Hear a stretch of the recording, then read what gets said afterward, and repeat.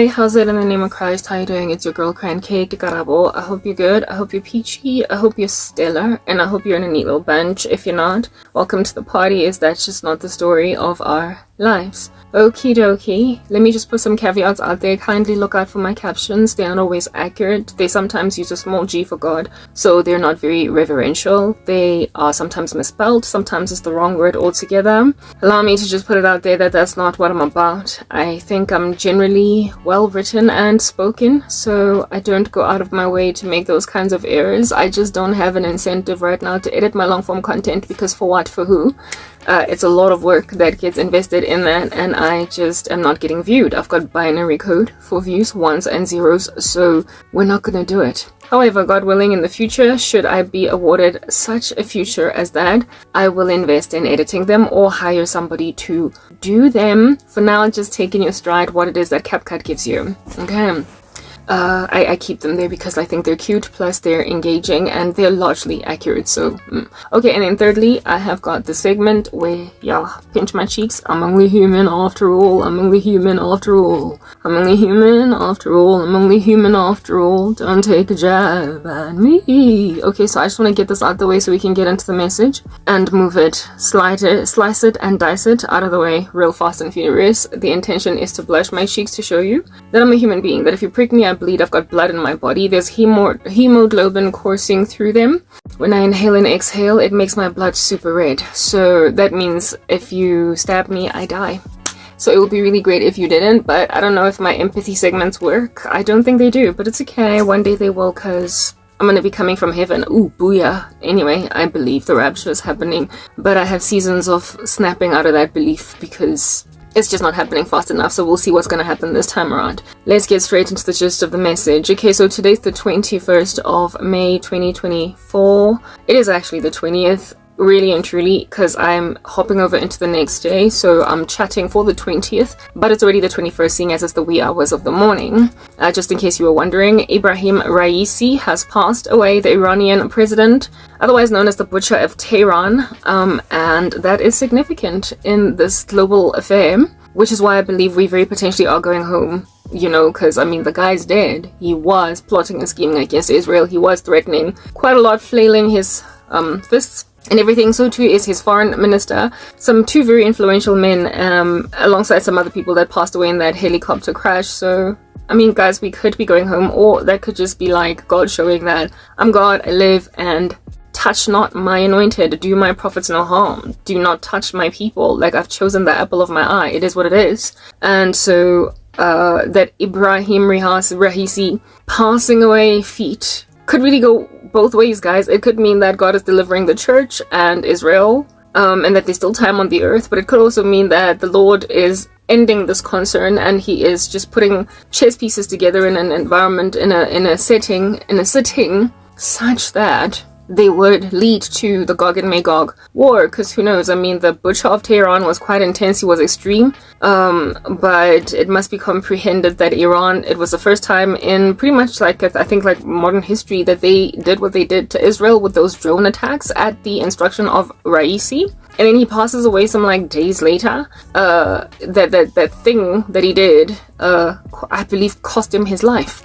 Righto, but whoever comes next could be a little bit more feverish, because they sometimes replace them with more feverish people, and if he's more feverish, we're speaking Gog and Magog, so we could be going home. But on the other side, it could mean that be feverish as much as you want against the body of Christ. Bottom line is you're going to get ransacked. Israel is not the body of Christ, but at some point they will be, because they're going to be brought back. We are engrafted into the branch. Ultimately, the Lord is going to go back and restore to himself his original peeps. So we don't know what that's going to give. But one thing that is certain is that I am under attack. I've got a drone barrage, and my particular Ibrahim Raisis in these streets are about to board their helicopters, and I just feel as if those stay your hands from doing such a thing as that. Cease and desist, don't do it. Just don't finish the job. Don't go on the aeroplane. Don't go on the helicopter, like the old one with bad parts, and then blame America for bad parts because they sanctioned you, given that you were a terrorist, the biggest state sponsor of it on earth. But don't go. I'm just saying, don't board the helicopter. but I've got people who are presently boarding that helicopter and it is gonna crash, and for a season people are gonna be speculating whether or not you died, and ultimately after 24 hours we're gonna confirm that that's what happened. Anyway, I don't know, look, the Lord does not delight in the death of him who dieth, so this is a sad affair. And that's the reason why I am imploring people to repent, that they might not end up like Raisi. I'm just saying. Anyway, cool guys. I'm afflicted. I'm very, very terribly afflicted. My life is bad. It's quite trashy. It would be great if it wasn't, but it is. And all this trash machine that I live in has cost me a reputational repute. If that even is like a total double-barrel word. It's cost me my reputation, however falsely. I've been reviled, and so I'm being looked at like strangely. So we're gonna have a discussion about these conglomerate of Raisis all over the show, out here thoroughly imaginative, that all this underestimation of my person is actually a bad thing. Okay, listen. It's written in God's word in Romans 8:28 that all things work out together for the good of them who love the Lord and are called according to his purposes. So there is nothing that can ever be done to us, through us, at us, about us, and entirely against us, or whatever. They can never just turn out badly. It always ends badly for everybody else and not us. Yeah. So granted that everything works out for our good, even all of this reviling of my person is working out for me. And we're gonna have a discussion about that. Ibrahim Raisi conglomerate, listen, okay? Don't board the airplane. Don't go on the helicopter with the bad parts and the old school, like, 2002 model heli thing in the bush. Just don't do it. Rather repent that you might not perish. Go and read Luke 13 over and over again. Scan it up and down. Consume it. Print it in a 3D printer that you might be able to see the words in live form, so that you can be stayed from doing such a thing as that. Don't die. Really, you don't have to do this. It doesn't have to be that intense or that deep. I keep saying I'm spoon-feeding a bunch of Raisis. They know what is right, but they don't want to do what is better. Just like the Romans 1 conglomerate. Not only do they know what they're doing is just gangster, but they continue to do it, and in so doing also inspire others to do the same, because they want to have gladness in their miserable company. One day your perishing is going to cause a whole bunch of people to go in the streets and light up some fireworks, because your name is Raisi. Just don't do it. Okay? Seize yourselves from being hostile against the people, that all of your sorcery might not win you death, but rather repentance, because now you're giving a testimony about how you were dastardly and now you're better. Do a better thing. I would implore you to just be snatched out from the flames of hell already, because at this point I feel very sad for you. I feel bad for you. Just like I feel bad for Raisi and co. It's sad. It broke my heart to hear the news. I am not jumping up and down like some Iranians blowing up fireworks. I'm sad, because the Lord does not delight in the death of him who dieth, and apparently, given that his name is the Butcher of Tehran, he's got like the blood of something like 100,000 Iranians on his hands. What in the world does that mean for you eternally? I don't know. The guy's not in a good place. The Lord does not delight in the death of him who dieth, you guys, so Raisi's death is not delightful. That's what I'm getting at. Neither is yours going to be delightful, even though really, frankly, according to many, good riddance. Which is all up in my grill. You have cost me reputation. You have made me a disreputed, reviled rando. And so for those reasons, I'm just like, oh, this sucks, okay? You've made out of me a temporary Lauryn Hill. Allow me to explain to you why I'm only a temporary Lauryn Hill. Lauryn Hill got reviled for turning her head to what would be the tantamount of God. We were not really sure, and still to this day I can't really validate or vouch for her redemption. But she certainly was toggling with the things of God, and when you do that, in the entertainment industry they give you a whole bunch of grief. They just scratch you out like a buzzer. And they dragged the name of Lauryn Hill through the mud and essentially reduced her to a no-brainer after reducing one awesome album. And then that was it for her. Okay, then she did the unplugged one, which was acoustic and just like not really truly an album, but you get my point, what have you. Awesome talent over there, type establishment thing. But you know where Lauryn Hill messed up? Do you know where Lauryn Hill messed up? If at all Lauryn Hill had kept her head above water, she would have been able to conquer that dastardly industry and been respected. Just like many people who broke away from the entertainment industry were reviled. However, today they're strong, they're regarded, they're respected within circles where it is that they ought to be respected. They will never be respected in Hollywood because they are at enmity with Hollywood, but they're respected by us. by the body of Christ and by the world at large that's still sober. There are places that embrace them. When you maintain a generalistic piety, when you walk in godliness, ultimately your reputation will be safe in the environments where it matters, okay? The world will still always spit on your toes because that is what God said would happen. The world hates disciples. All that jazz. They will revile us, all that jazz. And some people just very frankly will never ever take us in their stride. All that jazz. They will continue all the way up until we pass away to insist that we are damnable and condemnable. They will, just like they did with Jesus, essentially finish us off imagining that they're doing a service to God. There will always be that horde. But in your death, there will always be those that are at the cross mourning your death. There will be those that will be gathered in the conglomerated state to speak your praises, sing them, elevate them loftily. There will always be the body of Christ and everybody else that is sober that recognizes that this here was an unjust killing. Do you understand what I'm saying? And that's all that matters at this point. You can't win them all, you can't get them all. It's that basic. So do not fret in front or cry tears of heavy blood when the world is still reviling you, calling you cray-cray, when you're not. Because really and truly, the right people are the only ones that matter to recognize that you are not cray-cray.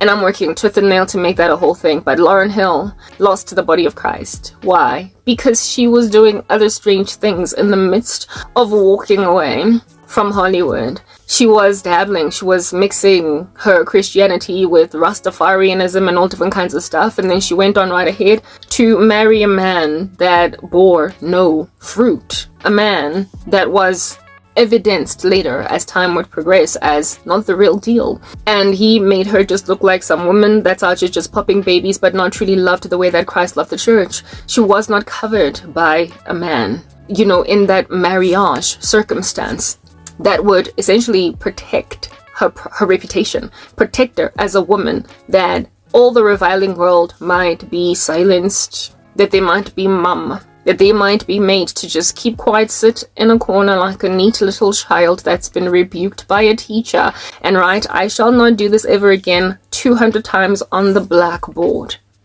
Yeah, the world does that when you get your day in court despite them having spat on your shoes with hydrochloric acid saliva, so therefore grooving therein into your flesh and eating it alive. The world will do that to you, but if at all you do things on the straight and narrow, Christ will exalt you after having been humbled. And Lauryn Hill walked in an unequal yoking, or maybe it was a good yoking in the sense that she wasn't entirely innocent herself, because she wasn't discerning enough to recognize that her baby daddy just didn't make no sense, that her husband, lover, whatever, just did not make any sense, and she just became this woman popping a whole bunch of babies for a dude that she would ultimately divorce. That's the problem. That's the problem. That's where Lauryn Hill messed up. So me having been ripped out, or having come up and complained, lamented against an industry of human individuals that don't make sense, and by industry in this circumstance I'm using it metaphorically or proverbially, in the sense that I'm speaking about where does that I come from. At first I was speaking on the rooftops about how y'all basically suck. Yeah, you did me dirty and you were evil in so doing me dirty, and I was trying to cleanse my reputation, but you still buried me anyway. I am innocent entirely, and still to this day I'm yet to be married. And the reason I'm yet to be married is because everyone that's tried to come in with their slimy agenda has just bombarded. Everyone that's tried to come in with a strange, ominous agenda has basically hit a brick wall. It has not worked. Why? Because the Lord God Almighty saw it fit to blow them out the water. Granted that I was sutured to Him. I held on to Him, and so He protected me from being reviled by some deadbeat that would make me fat and aged in a marriage where it is that I'm just popping babies for Him without truly being loved the way that Christ loved the church, without truly being catered to, protected, covered, and without my virtue in Christ being maintained, without me continuing to grow in grace from strength to strength, that those who observe me from a distance, like Vanessa Williams, would make an observation that, my goodness, obviously God has her back. Essentially, what Lauryn Hill was stolen from was that table prepared in the presence of her enemies. If at all she had married right, if at all she had sobered herself unto Christ truly, she would not have married a man that would have reviled her reputation further and left her destitute, with the world looking at her on some, wagging their heads on some shame. You used to be so great. Christ is the one that gives you greatness, but you gotta hold on to Him. That was the era of Lauryn Hill. Her mistake was in not truly consecrating herself to God first and foremost, and secondly, unequal yoking or proper yoking, just not godly. sufficient, not that mixing. Borasta bole, you get my point, okay?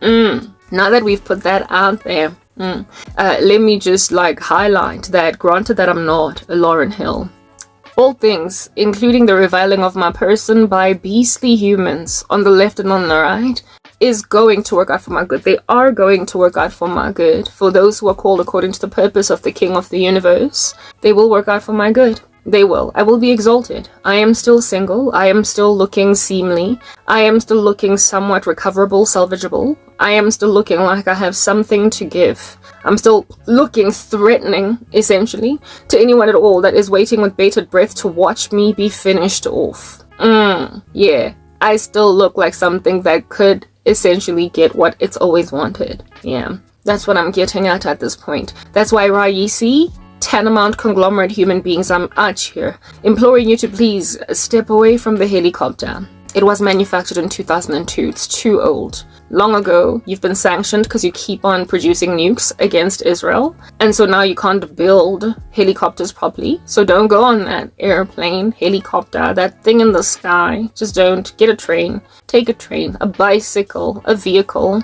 Travel in a bus for 3, 4, 5, 10 hours. Just however, don't get on a helicopter, an old one, when it's not serviced or maintained, and then turn around and blame it on America. No, don't do it.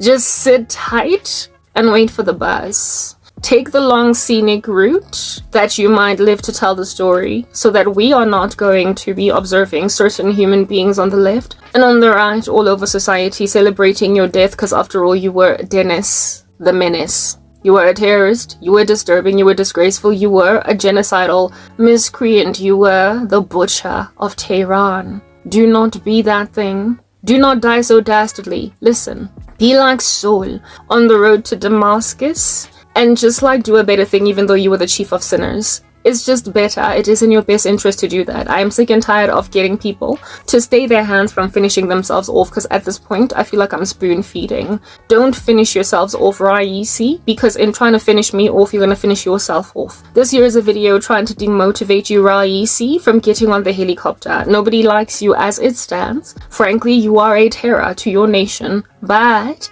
it doesn't have to end like this. It really doesn't. This is a message to my ex-boyfriend and anybody else at all that is attempting to do me dirty. Listen, I am not married to, what is it, Marley dude? Yeah, I'm not married to that guy. I'm still single. And the reason that's the case is because I have a way about dodging bullets, and these bullets that I've been dodging, really and truly, it's not of my own devices. I've been dodging them because God has made me dodge. Yeah, the Lord has been the one to make me dodge bullets. Reputational damage. Let me help you understand what under heaven it has spared me from all throughout my Lizite, otherwise known as a life. Allow me to explain to you seriously and very, very deeply why, yet again, for yet another event in yet another season, I shall yet again dodge a bullet. Hey, Bato, can I just explain to you what under heaven has been the nature of my life? I keep saying that, like Jeremiah. I said that in the other video of the other day. I feel like I was called from like my mama womb to be something to the nations. That from the time I was like coddled by, you know, parents and stuff, I was just supposed to do this. Yeah. Because my life has been a series of hardships that have enabled me to later on look back and be like, oh, thank God you blew it. Thank God I dodged the bullet. Yeah, that's what's good. Okay. We're gonna stop with the giggling. All things work out together for the good of them who love the Lord and are called according to his purpose. I've been called since I was a baby, because ever since I was a baby, I have just had a series of so very many misfortunes that helped me wake up later to see that, ooh, imagine if I was cool. That Randa would have been in my life. Yo, I am a survivor. I made it. I'm not gonna stop. I'm going harder. Guys, the Lord God Almighty is the one that restores and redeems. And I've been restored and redeemed from ending up in a most disturbing environment. Okay, I need to blow my nose. Alrighty. let's get straight into it now that I've blown my nose, and it's clear that I've blown my nose because it looks obviously clean. Listen guys, let's just get real and serious. First of all, alright, I have a song over here that I'm gonna sing, but it's only because the Lord brought it to the forefront to help me understand what you're dealing with here and why it is that you're just in dangerous territory. You're on dangerous turf, and if you don't do a better thing, it's just gonna get more dangerous, okay? But like, my life appears to be super duper unfair, like super duper califragilisticexpialidocious unfair. But the only reason why all those appearances are what it is that they are is because I've been severely protected pretty much all my life, even though it looks as if though I've just endured a series of mishaps or luck, falling apart, misfortunes, I don't know. Call it what you want. I was supposed to be successful, but then look at me living in all this like grandiose squalor. I dodged a bullet, and I'm gonna explain to you what. No, please, like, more like I've got the Iron Dome. I did not dodge a bullet. I dodged barrage. I dodged missiles ezininzi. I dodged drone attacks like Israel the other day. That's what I dodged. Like barrage. Barararara. Yeah, that's what I done dodged. Okay? Because I'm poor. And I'm still dodging bullets. I'm still ducking some bullets. Even this rando from America is a bullet that I dodged because of my squalor. Like, let's just get straight into the drawing board from the very, very bottom, okay? Just of the matter. Alright, where shall we commence? Okay? Where? At what particular vantage juncture point shall we dodge the bullet? Where shall we commence? Listen, you guys. Okay, so like, I don't even know where to start. Alright, there's... I am protected. I look forsaken, but is a Jochebed in the Bible that went and buried a baby, and this baby turned out to be the king eventually. And if she did not hide this baby would have been killed with all the other brothers or something, like some story of that nature. God has been like a Jochebed, established, like he has hidden me all my life from some hard knock bullets, like bullets. Do you understand? They later on turned out to be just that. Bullets. Okay, so when I was in primary school, man, you guys, you know, like I'm very tired. Like when I was in primary, there was this guy that I had a massive crush. He's essentially my first love. Okay, the first person that I ever had like ridiculous feelings for that were very confusing for a little girl. I was besotted with that guy. I had feelings for him that like I just didn't understand them because, you know, I was a kid and I didn't know why do I feel like this. Yeah, I'd had crushes before, but I'd never felt like this. And this guy, I did not know if this thing was mutual. Do you understand?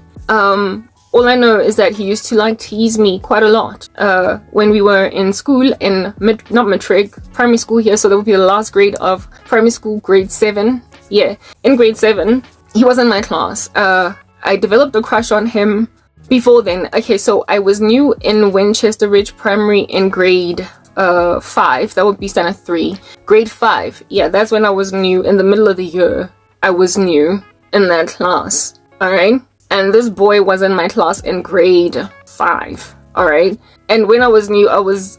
whatever. I looked around and I was like, oh, okay, whatever. I'm new in this class. I then had this batch of girlfriends. I had come from a Catholic school. And in the Catholic school where I was at, kids were a lot more regulated. They were not as lascivious, frankly, like, you know, sultry little babies. They were not full of crushing on boys and whatnot. It was regular. It was a religious school, and there was only one girl that was like, oh, I have a crush on Garelo, but it was just so cute. It was so girly, and never did anything about it. It was just, oh, he's cute. Yeah, that's where I came from, in the Catholic school where I was at. And then I moved to a government school, and it's like, it was, yo guys, I don't know, like it was like in the movie Gangsta's Paradise. Yeah, oh, you know, Michelle Pfeiffer. What's the name of the movie? I forgot it. Yeah, but the kids in that class, like, it was like that. It was so wild. It was so incredibly wild in comparison to what I was used to when I was in the religious school. Everybody was a loose cannon, and girls were kissing boys, and it was like French kissing. It wasn't just like a peck on the cheek. It's like, this is primary school. This is grade 5, standard 3. Like, what are you, 10, 11? Yeah, baton. It was ridiculous. It was Gangster's Paradise. What's the name of that movie? I forgot. But you know, from a minute after minute, hour after hour, what's going on in this kitchen? Coolio. Yeah, Gangster's Paradise. That movie. The kids were like that in the primary school where I went. Go Winchester. Y'all, please. You might think you were regulated, but I came from a religious school. When I went to Winchester Ridge, it was Gangster's Paradise. It was a ridiculous government school that was full of loose cannon children. And these kids that I was encircled by, that were as loose cannonic as they were doing funny things. So I got friends that were loose cannonish in the way that I wasn't. I had come from a Catholic school and I was in a bunch. And these girls were talking about, I have a crush on this guy. And then next thing, they're dating and they're holding hands in public view and they're kissing in corners. And oh goodness, guys, like it was so R-rated. What in the world was going on in that primary school? It was totally R-rated. It was ridiculous. One of the girls that was not, however, part of my crew was even gloating about how it is at age 12 she broke her virginity, but she wasn't one of my girls though. Anyway, whatever. She would later go on to go to my high school too. Having put that out there, I'm a little girl and I've got peer pressure, right? So I want to fit in and I don't want to be the random stupid prude coming from a Catholic school being prudish. Okay? So I tell myself that, okay, at a minimum, I'm going to get a crush. At a minimum, I'm gonna get a crush, you know? I'm gonna find someone to have a crush on because everybody has a crush on someone in the school.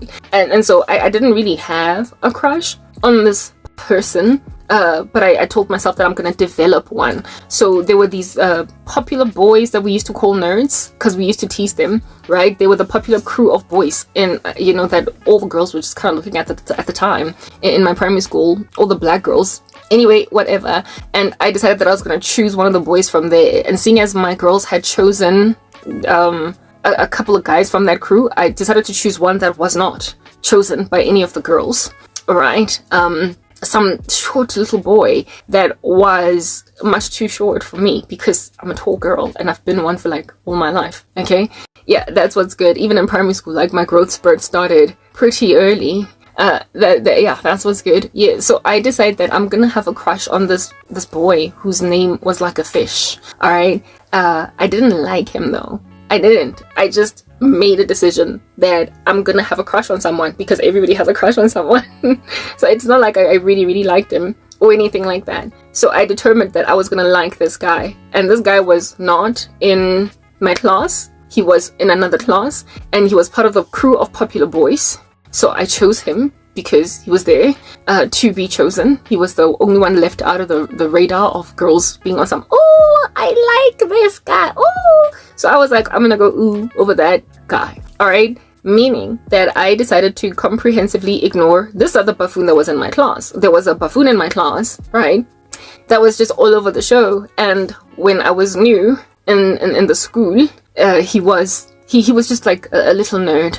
And there was a girl in the school that prior to me coming into the school, I had found out that apparently, allegedly, 2 years ago, so basically when everybody was in grade 1 now, grade 5, so that would be grade 3, so standard 1, grade 3. So in grade 3, this boy had a crush on some girl that was not in my class at the time. She ended up being a friend later on, towards like the end of primary school. Yeah, he had a crush on her, and this boy was really cute. Like, he was overtly, like outwardly, he was like just a really cute kid. He was beautiful, he was handsome. I don't know if it's right to call a kid handsome, but I mean, I was a kid too. Goodness, I get it. It feels so pedophilic, but I was a kid too, so I get to call him handsome. All right.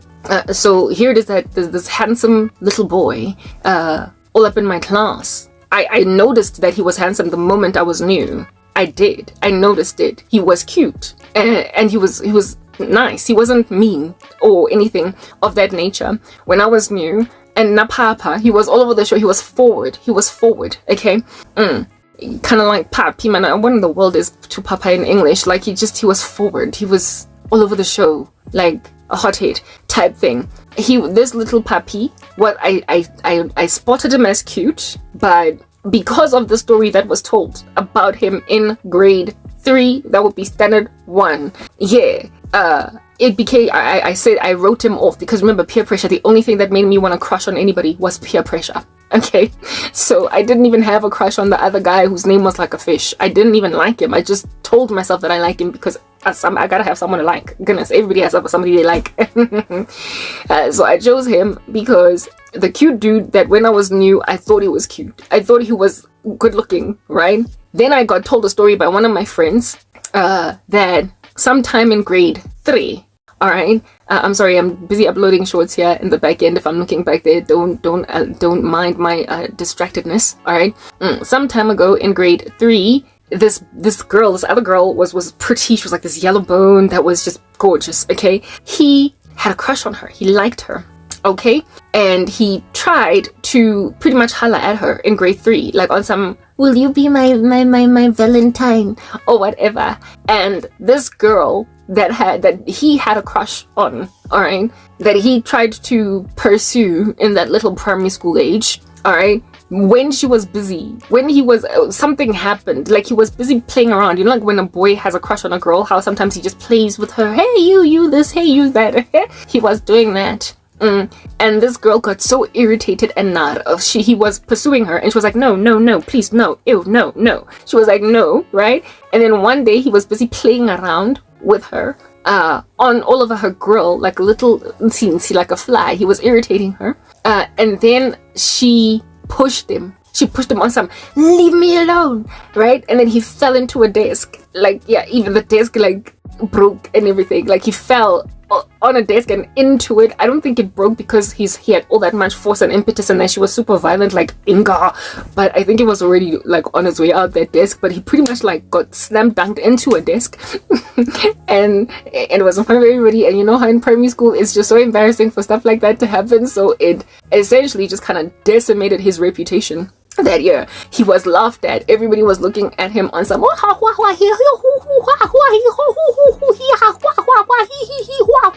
so everybody was laughing at him. I'm laughing because it was funny at the time. Okay guys, come on, like I was a kid. Yeah, so he got like super embarrassed in grade 3. Oh come on, like what in the world is going on? I don't want to be distracted right now. I'm busy telling a story. 1 second. Yeah, they laughed at him. Okay, like wah, wah, wah, wah, wah, wah, wah. And it was just such a big thing that like literally the whole grade across all the classes knew that, let's say his name was Jabavu, okay? Everybody knew that Jabavu, good girl, get another name. Jabavu, I'm not going to be able to remember that. Let's say his name was Homozo, okay? Homozo was pushed on in a desk, and it just became like a legend, an urban legend even, the way it had like horror, like, you know, creepy movie edges to it. It just became this urban legend that was being spread from grade 3 to 4, and now we're in grade 5, and it's still doing the rounds in the rumor mill. He got disreputed by that one event where a pretty girl that he was on some, be my girl, be my lady, and remember, he's a cute dude, right? This girl rejected him and pushed him. He dunked into a desk, and it was very embarrassing, and everybody was laughing at him, and the whole grade knew. The whole school was like, yeah, so it essentially kind of it plunged his credit. It decimated his statistics, despite him being a really cute dude. His stats were like messed up, like no mess, because of that one that he was dissed by a girl, and it messed with his primary school reputation. Like, can you be more shallow? Primary schoolians. Anyway, whatever. So I get to grade 5, new in the school, right? From Mayfair Convent, I moved to Winchester Ridge Primary. He's in my class. I immediately noticed that he's cute, but I'm not out here trying to crush on anybody, alright? I had never had a crush in my life before. Well, nah, come on, don't like Rabo. I had little girl crushes when, like, all throughout. In my youth, in my creches and whatnot, on silly boys, but I'd never had a serious, like, as in, you're thinking about a person like all the time, like, yeah, that level, like never have I ever had anything of that nature. So I get there all like super duper pure, coming from a Catholic school where none of that stuff gonna fly, okay? The girls were regulated, and then I'm in gangster's paradise primary school. It's loose cannons, guys. In comparison to Mayfair Convent, Winchester Ridge was gangster's paradise. Like, I just let me put that out there. It was gangster. It was wayward in an observable way. That's why it's worth it to send children to Christian schools or religious. It's worth it. I'm just saying. I saw the difference. Anyway, whatever. So here it is, I'm in gangster's paradise. I'm being peer pressurized like no man's business.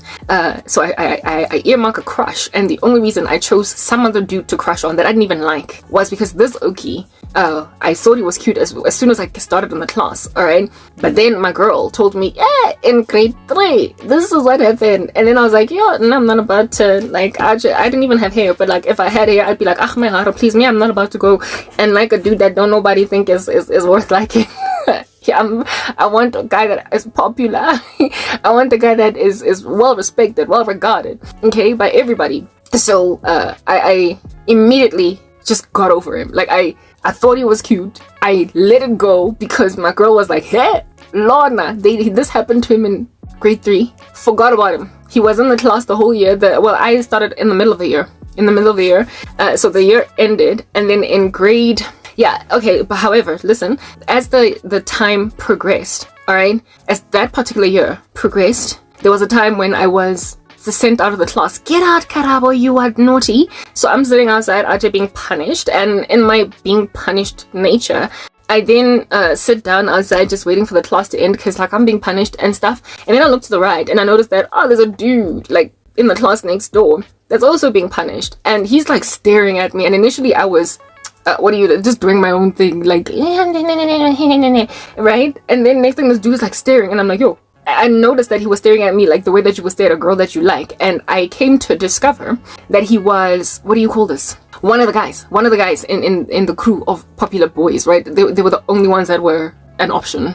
Oh, and this Okie was partially a crew. He was partially friends with the popular guys, but he was also partially friends with some other kids.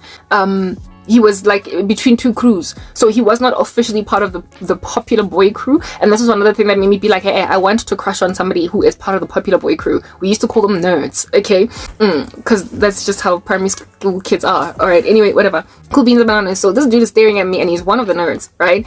And then I'm like, okay, whoa, he likes me. It's reciprocated. So in other words, like the other dude that I crushed on, the little one, the short one, whose name was like a fish, it wasn't reciprocated. Like, it's not like I started staring at him or I started liking him. I made a decision to crush on him and then it just reciprocated. It was not two-way. He did not like me. He was there far away, and I didn't even notice that when I was new in the school. He just couldn't care less. Okay, so when then I noticed that there was a nerd that was also kicked out of class for being naughty, and he was staring at me. His class was next door to ours, and back then you did not change classes. You did not move from like this class to that class. Like the whole day you were in one class because the teacher was just like a jack of all trades. It was only in the next grade is it 4? Yeah, it was only in grade 6, sorry, standard 4, grade 6, that we started to like maybe like go to a different class for maths or a different class for English or whatever. But in grade 5 we were in one class all day. Okay, cool. So this dude was in the next door class, right? Yeah, he was in the next door class and he had been kicked out and he was staring at me, and I was like, something in my mind was like, hey, that's one of the nerds. He's staring at me because he thinks I'm pretty duh. So I'm gonna change my crush.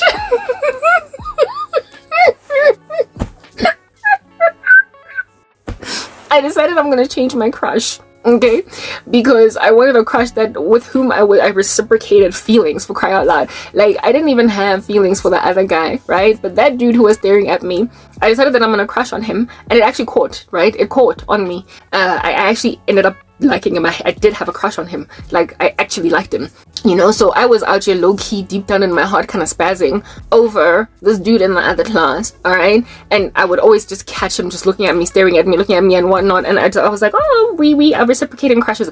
Never in my life did I ever intend to be with any of these guys. I just was happy to say I have a crush on someone because that was the peer pressure. I just wanted to have someone to have a crush on because all my girls had someone that they had a crush on. So I wasn't trying to date. I knew in my heart that I was not going to date until I was in high school. I made a decision very early that I was going to start. My first boyfriend, I was going to get him when I was 16. I made a decision that I'm going to start dating at 16. So there's no way that I was going to date those people. But I just wanted to have a crush and be like, I have a crush on Zonke. That's all I wanted to do.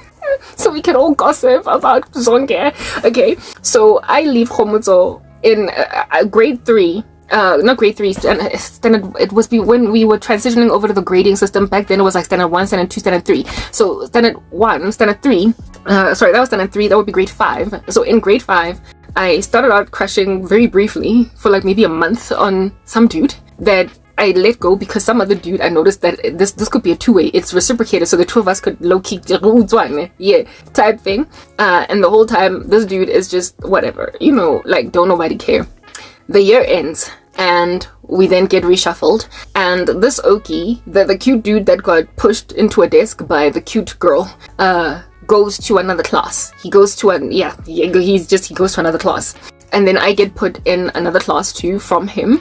And the class that I am in now, my crush from the one that I liked, Zonke, yeah, the crush that I got in standard 3, guys, goodness, for standard, yeah, the crush that I got in grade 5, that was actually true. I like, he ended up in my class. He was in my class, all right? And this crush that was in my class in standard 4, that would be grade 6. Goodness, this stuff, it kills me all the time to have to do this transference, because it was only from grade 8 did the whole system finally get entrenched in South Africa. Anyway, whatever. Cool beans and bananas, he's in my class now, and guys, he just put my life through so much hell that whole year. Like that grade 4 class, that grade 6 class, standard 4 grade 6, yeah, goodness gracious, like he was so mean. He was just so mean. I had a crush on him. We were in the same class. I was scared of him. I was nervous all the time around him. I was all like sweaty palmed around him and whatnot because I actually had a crush on him and what have you. But he made my year a living nightmare. He was full of mockery. There was this one test, like this one quiz, sorry, it wasn't a quiz, like a questionnaire that the teacher was asking kids in the class, you know, what's your mother's name? What's your father's name? What is your date of birth? What is your where do you stay? What's your address and whatnot? And we would answer one by one. She was asking us this, like she was just getting information down, right? And we had to respond audibly to her. And when it was my turn to answer these questions, he was laughing. He was laughing at everything I was saying. Like, what is your mother's name? I would then say my mom's name, and he would laugh at my mom's name. What's your dad's name? I would tell it, and then my dad, what's your dad's middle name? I would tell it, and then he would laugh. It made me feel like he hated me. Like I was so hurt by him making such a joke out of me. And the whole year he was doing that. Well, it would later come to be a reality that I would learn that that's how boys are when they're young. How it is that they treat girls they like. It's funny because when they get older, it doesn't change all that much sometimes. But anyway, whatever. But young boys tend to tease the girls that they like. But I mean, goodness, I've never been good at sarcasm, and I've also never been good at reverse psychology. I've never been able to read into a cue. Do you understand what I'm saying? I've never been able to read into a situation that, oh, this must mean he likes me. Like when a person is acting strange, when he's all passive aggressive, like so for me, it was like, this guy hates my guts. So I made a decision. I determined in my mind that I'm gonna stop liking him because he's mean and he doesn't like me, you know? And I made a decision that he's mean and he doesn't like me, but I realized that I'm not gonna be able to just get rid of him in my heart so easily. I need to replace him. I need to replace him with someone else. And I therefore started scanning the crew of boys. I realized that the other one, whose name was like a fish, didn't make sense because I didn't like him. He didn't like me back. The other one was taken by my friend. So I needed to find somebody else and I just couldn't find anybody. And then I realized that I've always liked the other guy, the one that got pushed into a desk by the girl. Initially, from the moment I rocked up in the class, I thought he was so cute. But then I was turned off because I don't want an unpopular guy that gets bullied by a girl, right? But then when the other one sort of was just laughing at me whenever I would raise, whenever I was around, he was just mean, okay, spirited towards me. I then made a decision that, he wasn't in my class. He wasn't in my class. This dude was not in my class. The cute dude. He was not in my class. He was in another class. But then I needed to find a replacement, like I said. So I was like, I'll go like him. I just chose him. One day I saw him around walking and I was like, I like him. And yeah, no, that never stopped. Like, I replaced that other dude with him somewhere in like the perhaps like 4th month of the year, seeing as this dude that I'm now in the same class with is just such a jerk towards me. I then was like, I'm gonna find somebody else, okay, that's not so mean to me. So I found someone else. I'm not dating these people. I just want someone to have a crush on, because it's a thing in the school. Okay, it's a thing.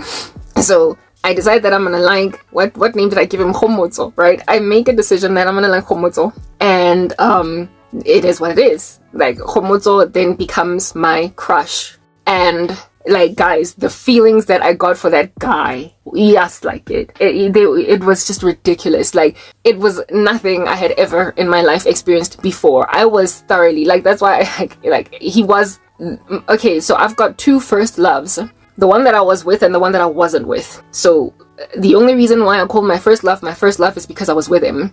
But the first guy that I ever really truly did love I was never with him. Like, it was this guy, it was this dude. Like, yo guys, like, my feelings were turbulent. Like, I was enamored with him. I was in love with that guy. I liked him so much, and I used to think about him at home every day, like all day, like Papa. That's just, I had really strong feelings for this dude, and he was in a different class, and he wasn't mean, or he definitely did not give me the vibes of this other dude. So I kicked this other dude to the curb through liking this other guy, and the feelings I had for him were excruciating. They were just heavy, right? Grade 6, yes, got it right this time. Grade 6, then 4 ends, and we go to the last grade of primary school, which is grade 7. And lo and behold, in grade 7, he's in my class, my grade 7 homeroom class. He is in it. Okay, so the guy that I super duper califragilisticexpialidocious like a lot is in my last class, is in the final year of primary school, that class, and he is in my grade, yeah, whatever. The other dude is in another class, not matric, but grade 7, the last grade of primary school.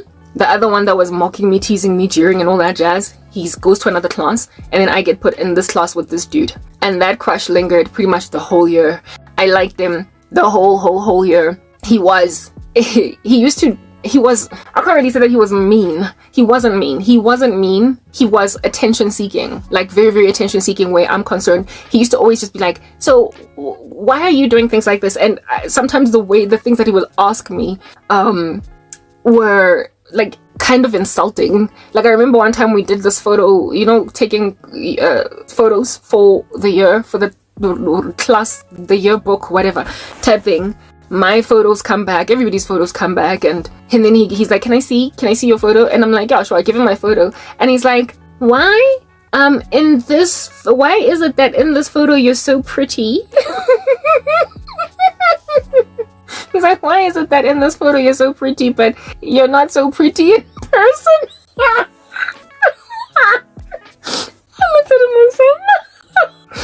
I looked at him on some. I don't know. My heart was so broken. I was like, this guy just said that I'm pretty in my photo, but I'm not pretty in person. He said that my photos came out pretty, but I'm not as pretty.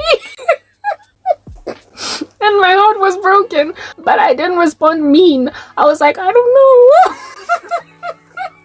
He used to do stuff like that. He would say stuff to me that would be very below the belt and kind of hurtful, but in a very sweet way. Like, he wasn't mean like the other dude that would just like laugh in my face. And he was obviously attention seeking, and whenever the teacher would give us an opportunity, an allowance to sit wherever we wanted to sit, he would always choose the desk where I was at. So and I struggled to look at him in the face, like in the eye. I was always like, because it was like, I liked him so much and what have you. And that's just how it was. So we were together in grade 7, like throughout the year, just like in each other's grill, in each other's presence. I had huge feelings for this guy, like very strong feelings for him, and I was not sure if he liked me back, right? Type establishment thing, fine. So that's how primary school ended. Everything, we got to the end, nothing happened, nobody ever spoke anything. This dude was friends with a girl that would become my friend in high school. So when he was in grade 6, that would be the grade prior, right? When he was in grade 6, he was in the same classroom with a girl that would in high school be one of my closest friends, and she was a tomboy, this chick, right?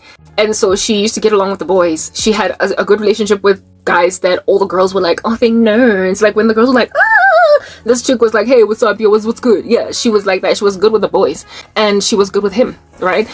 Because they were in the same class, they were friends, and they kept in touch. They were, after high school ended, not high school, primary. Oh my goodness, 1 second. Sorry, my nose was bleeding. Like I had no clue what's going on over there.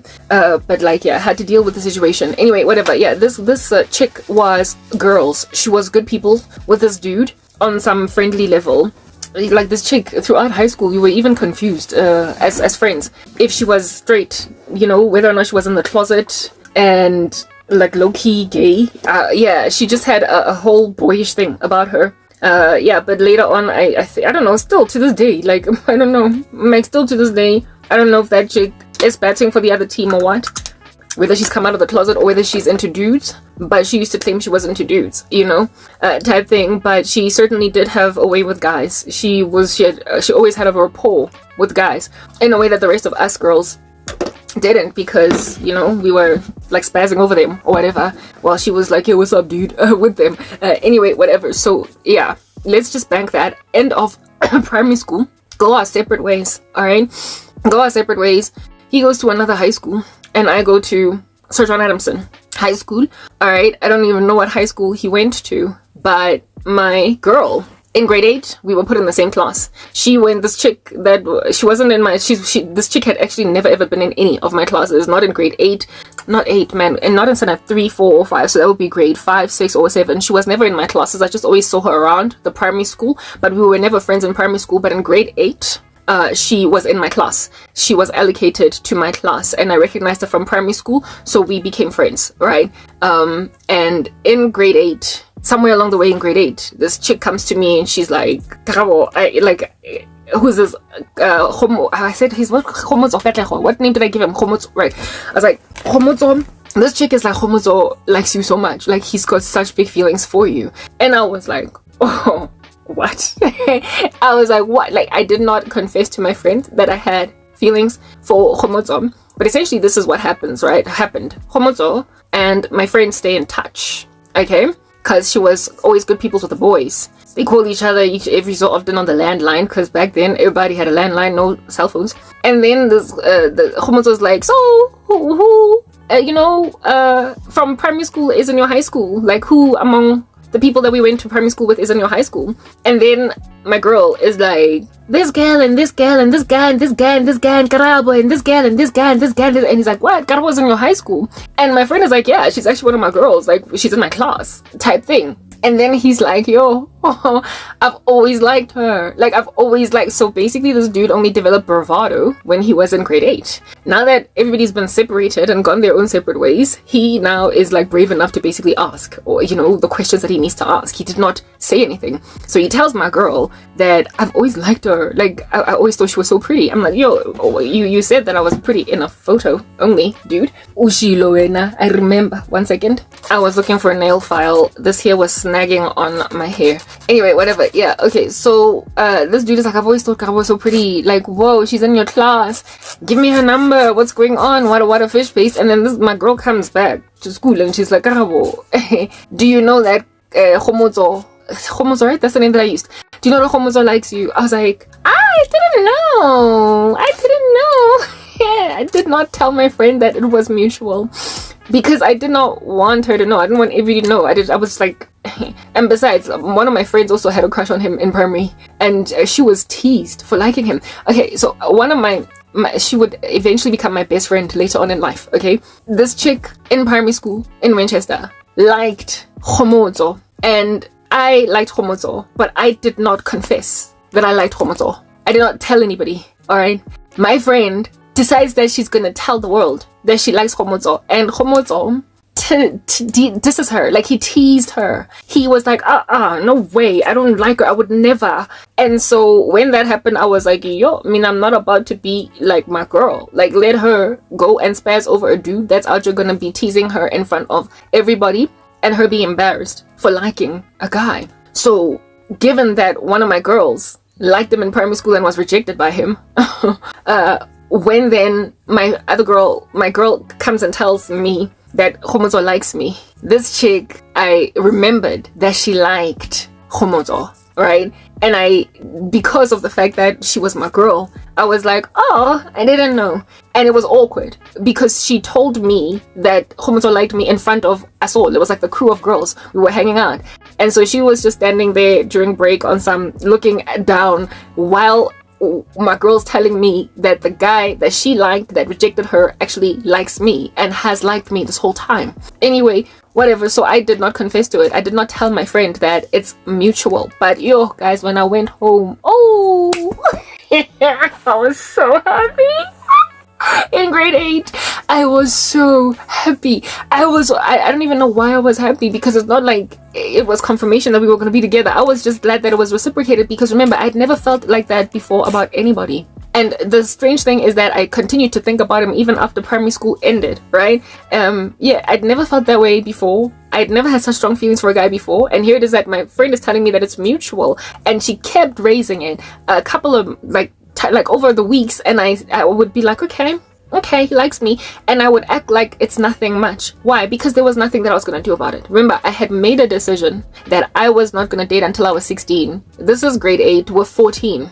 I'm not going to be like, okay, give him my number, what's going to happen? What, are we just gonna like meet and go to Southgate and have ice cream and make out? I was not ready to kiss. I was not ready to do any of that stuff, and I certainly was not ready to be tempted to have sex, you know. So I was just like, what's the point? I'm not gonna date for another 2 years. So wrong time. So for me, it was like I was like, I'm glad he likes me, but that's it. So eventually he let it go, because according to my girl, I guess when they were calling each other, she was like, I told her that you like her, but she's just like, yeah. She's responding very neutrally. She doesn't say anything much. So he let it go. All right. And that was pretty much the last I would hear from this guy for high school, like at all, period. I don't know if he stayed in touch with my friend, yeah, or whatnot, but I didn't hear from him again. But I continued to like this guy.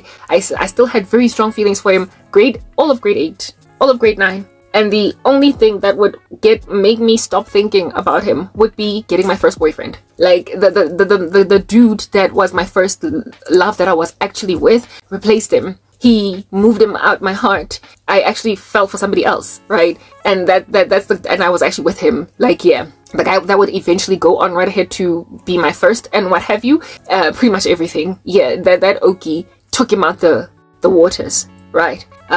Fast forward, matric, over matric grade, not grade, sorry, but like first year varsity. The guy goes to Wits now. It's freshman year. It's orientation week. It's the first week at varsity for first year students, and this dude rocks up one day.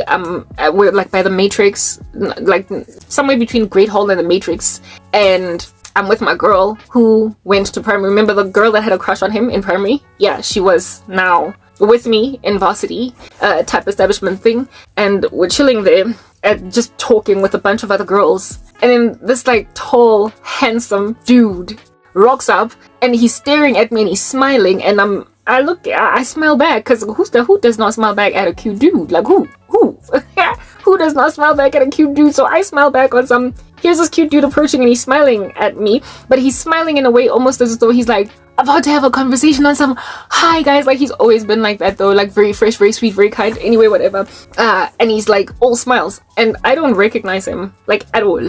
I do not recognize him at all. Last time I saw him in primary school, he had this little German cut that was very curly. Now he was cleanly shaven, most largely, like he just had just a small little brush cut. I didn't recognize him anyway. Plus in primary school he was shorter than me. Remember, I got my growth spurt first. I shot up, I was tall, type thing. And you know how boys get their growth spurt later type thing. So he was short in primary, shorter than me. He grew and everything when he was in high school. I didn't see him do any of that because we went to different high schools and what have you. And here it is that now this tall dude, alright, towering even above me type establishment thing, is rocking up and he's smiling at me. And I'm like, I'm smiling back because he's cute. And then he's like, you know, it's on some, hey, and I'm like, hi, you know, I could tell that he was on some recognize you, what's up? I did not recognize him until my girl was like, homozo. And I was like, oh my goodness. It immediately dawned on me that that's the homozo from primary. And I was like, oh my goodness, and like hugs and everything on some, oh, so you're at Wits now. What are you studying? I'm doing this, I'm doing that, blah, blah, blah. What a fish paste. And yeah, as soon as I say that, right, and as soon as we basically, you know, like, yeah, reconnect and whatnot, this chick, my friend, then is like, she looks at me. She's like, yo, Batong, it was so savage.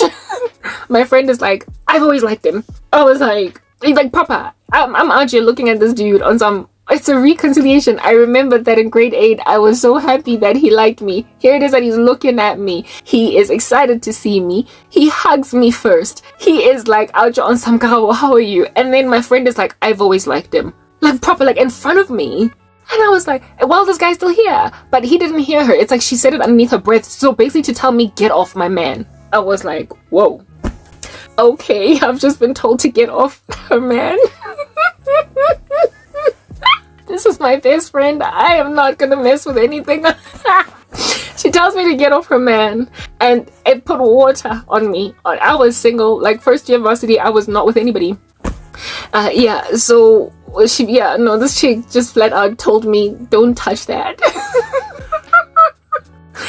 And she remembers in high school that one of my girls told all of us awkwardly in a group as we were chatting that Khomosa likes you, Karabo. And then she was standing there looking all, you know, sad. And now because she felt like she had grown into her body and is now beautiful, this guy's gonna like her. So then she basically pounces on me, like low-key growling on some, leave him, he's mine. And I leave him. I left him. I liked it. The ideas were going in my mind when I recognized who he was. They were like, oh goodness, no. I thought that, oh, this is obviously God done. This is providential. This guy, like he was the first guy I ever loved. Now he's in varsity and he's looking at me like that. This is my man. And then my friend is like, no, he's mine. I was like, okay, take him. Tate. I was like, okay, you can have. I was like, oh, yeah, I remember. Yeah, when she was like, I like him. I used to. As soon as he left, when he went, like, you know, he continued going to wherever it is that he was going. I was like, yeah, no, I do remember that you liked him. I do. I did not highlight, however, that he rejected her in primary school. I was just like, yeah, I do remember that you liked him, and I let him go. I let him go for the sake of my friend, because I thought that my friend was going to pursue something with him. I thought that she was going. I think if he had pursued my friend, she would have dated him. He never did. Do you understand what I'm saying? But I just like what was the case in primary school, not primary, but in high school, when I was told, I acted very neutrally around him. The way that, like, you know how my girl would tell me, he likes you, until eventually he let it go, because I was very neutral in my reaction to his he likes you. I was very neutral with him in varsity. Very neutral. On certain events, because of my friend, because of this chick, right? I knew that she had basically just told me, hands off, girl code. I respected it. One time I went to some party in, is it Norwood? Yeah. And he was there queuing now, waiting outside to go in. And as I was headed, we were headed towards the end of the queue. We were headed towards the end to go to the back of the queue, and then I saw him. He was like, Karabo, you know. I was like, hey, what's up? And at the time he was still at Wits. He eventually would leave Wits, drop out. Don't know what he ended up doing, right? I say to him, I see him, and at that particular party in Norwood, he's with somebody, he's with some chick, okay? And I'm like, hi, you know, very friendly, kind, cordial to this girl. But the way that he looked at me, he just like lingered on me on some, good to see you. I guess I'll see you around again at school, you know? Yeah, I'll see you. at school. Yeah, I'm like, yeah, see you at school. Nice to meet you. Bye. Speaking out to the chickie, but he was just lingering on me, and I was like thinking in my head, does this guy like me? Does he still like me? Like, why did he make things so awkward between him and the woman that he was with that day, by doing that with me, by looking at me that way, by lingering on me so heavily? Anyway, whatever, let him go. I keep bumping into him, right, at parties, Melville, whatnot. And one time at this one other random party, I was there by myself. Not by myself, but in other words, I was not with anybody, and neither was he with anybody, but we bumped into each other at that joint. I was with friends, and so was he with friends. And so we then I then like basically see him at the bar. Now I go to the bar to go and buy, like, I don't know, a Savannah or whatever, and then he joins me, and he's like, "Garabo," and I'm like, "Yo, dude, what's up? Hey," like, just good people's, like, as usual. And then he asks me, when is your birthday? And I tell him 8th August, you know? And then he tells me that his birthday is, I think September or something, like the next month, or November, either September or November, one of the two. And I'm like to him, I'm older than you, you know, in this like music poof poof bar set up club environment. And then he's like, it doesn't matter, age is nothing but a number. And I'm like, why would you say that? You know, why would you say that? And I was like, ha ha ha ha ha. And it was all very, very super duper awkward. That is like the most that dude ever did to try and pursue me, asking me what my birthday is and telling me once I tell him that I'm older than him by a month or two, that that age ain't jack but a number. Okay, that was it. And then he would go on right ahead to drop out of varsity, so I stopped seeing him around campus, tap establishment thing, and that would be the end of me bumping into him everywhere. So basically, I spent my life believing, up until the point where, like, let me just say, up until some point, I spent my life thinking that the universe was trying to bring us together, but I was the one that was recalcitrant. I was the one that was stubborn, or I did not open my heart up enough, or he did not pursue on time or whatnot. But I spent time just thinking that he wasted time, and I probably wasted reciprocity. Like, I did not show him that I felt a particular way. And then the next time that I would see this dude, years down the line, would be so unfortunate. The next time I would see him would be when I was dating his friend. My ex-boyfriend was his boy. Yeah, yeah. My ex, like, I wasn't introduced to him by my ex, but one day when my ex and I were hanging out, he was like, yeah, this is my boy. I was like, I know him from Parmy. Hey, dude, what's up? And now I was like the girlfriend of his boy. So it was completely gone. Like, there was no way now that we were ever going to be together because I was dating his boy, right? Yeah. And that's pretty much how that whole thing got blown out of the water. However, there was a time during the whole season of me being with my ex-boyfriend when we were all friends, we were good people, he was fresh, nice, and everything. He rocked it, he just continued to grow into such a handsome man. Anyway, whatever. Went to was it Benmore, some beautiful restaurant in Benmore with a bunch of my girls, and was sitting at a table there, and then this dude like rocks up, covers my eyes from the back, and I'm like, what's going on? And I'm like, hey, what's up, how you doing? And stand up, hug him and whatnot. He's like, hi guys, how are you? And then I'm like, guys, this is Khomozo, he's my boyfriend's friend. I'm no longer introducing him as a dude that I've known since primary school. I'm just now introducing him as my boyfriend's friend. Anyway, this is Khomozo, my boyfriend's friend. Khomozo, this is that. And Khomozo's like, nice to meet you ladies. And then he goes there and sits here with his boys. Wait, is it they're gonna go and eat dinner? And after he goes, after he goes, something like 4 of my friends are like, Karabo, who's your friend? I was like, Newen. My girls are like, who's your friend? Who is your friend? Khomozo, introduce, girl. Oh my goodness, he's so cute. And at that stage I was like, I don't know if he's single. I got so jealous. I was so jealous. I was like, I was, what's the word that I'm looking for? I was defensive. I was passive aggressive. I was blocky. I was preventy. I was like, you think he's cute? Like, that was the first time it dawned on me when I was with my ex that I'm jealous for him, because my girls, 3 or 4 of them were like, who's your friend? And I was like, And I